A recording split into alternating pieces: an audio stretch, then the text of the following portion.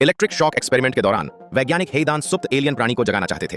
अचानक उन्होंने एक पल में हेईदान का हाथ पकड़ लिया। एलियन प्राणी ने अविश्वसनीय ताकत दिखाई। घबराया हुआ हेईदान चाहे कितनी भी कोशिश कर ले, वह मुक्त नहीं हो सका। उसने केल्विन को छोड़ने के लिए इलेक्ट्रिक बैटन का इस्तेमाल करने की कोशिश की। हालांकि अगले ही सेकंड एलियन प्राणी ने फिर से हमला किया। इस बार उसने सीधे हेईदान की उंगलियां फाड़ दी। फिर एलियन प्राणी ने मौके पर ही इलेक्ट्रिक बैटन को तोड़ दिया। वहां मौजूद सभी लोगों को चौंका दिया। फिर ये एलियन प्राणी प्रायोगिक चूहे पर कूद पड़ा। थोड़े से संपर्क के बाद चूहा एलियन प्राणी से कसकर उलझ गया। ऐसा लग रहा था कि इसमें बहुत ज्यादा संक्षारकता है। कुछ सेकंड से भी कम समय में प्रायोगिक चूहे को एलियन प्राणी ने तुरंत पिघला दिया। इस समय एरो लोगों को बचाने के लिए दौड़ा।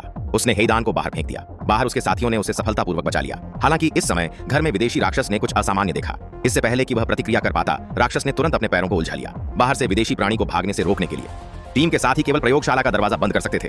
अभी चूहे की ऊर्जा को अवशोषित करने के बाद विदेशी राक्षस का आकार फिर से बढ़ गया। जियो जियान एक साधारण चरित्र नहीं है।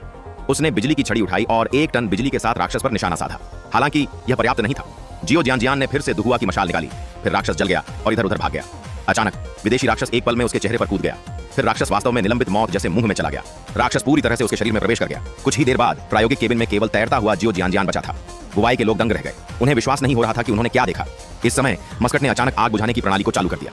बहुत उच्च आईक्यू वाले राक्षस ने भागने का अवसर लिया। कोई नहीं जानता था कि वह कहां गया। अंतरिक्ष स्टेशन के किसी भी कोने में राक्षस दिखाई दे सकते हैं। एक बार जब राक्षस पृथ्वी में प्रवेश करता है तो परिणाम विनाशकारी होंगे। इस समय आपको जितना अधिक शांत होना होगा, उतना ही आपको शांत होना होगा। इस समय लाओ हेई को अचानक कुछ याद आया। सबसे पहले उन्होंने पाया कि मंगल ग्रह से यह राक्षस एक स्टेम सेल प्राणी था। अंत में उन्होंने प्राचीन पृथ्वी की वायुमंडलीय संरचना का अनुकरण किया।